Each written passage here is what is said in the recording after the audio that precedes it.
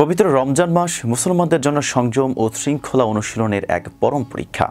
এ মাস আধ্যাত্মিক পরিশুদ্ধির পাশাপাশি দৈহিক ও মানসিক সুস্বাস্থ্যের জন্য সর্বশ্রেষ্ঠ সুযোগ।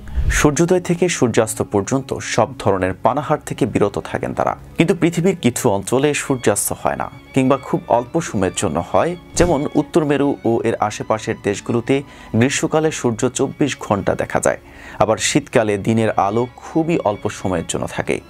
এসব স্থানে বসবাসরত মুসলমানদের জন্য রোজা পালন কিভাবে সম্ভব?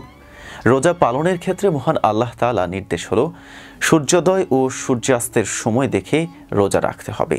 অর্থাৎ যে অঞ্চলে যখন সূর্যোদয় হয় তার আগেই রোজা পালনকারী পানাহার বন্ধ করবেন এবং সূর্যাস্তের পর রোজা ভঙ্গ করবেন।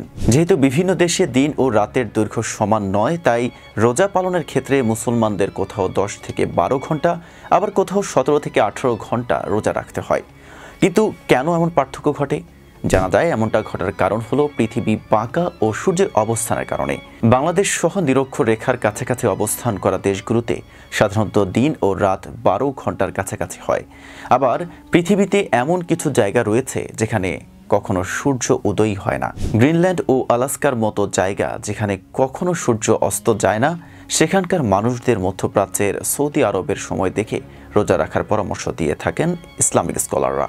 কারণ মক্কা হলো ইসলামের সবচেয়ে পবিত্রতম স্থান এবং সৌদি আরবই শেষ নবী হযরত মুহাম্মদ সাল্লাল্লাহু আলাইহি সাল্লামের উপর নাজিল হয়েছে পবিত্র কোরআন। মধ্যপ্রাচ্যের সৌদি আরব, সংযুক্ত আরব আমিরাত এবং কাতারের মতো দেশের মুসল্লিরা এবার প্রায় 14 ঘন্টা রোজা রাখবেন।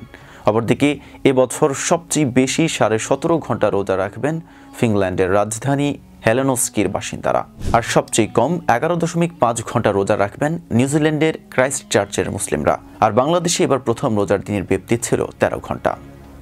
আবহাওয়া শুভের প্রতিবেদনে এতক্ষণ সাথে ছিলাম মেহেদী হাসান। ফেজ দ্য পিপলের সাথে থাকার জন্য ধন্যবাদ।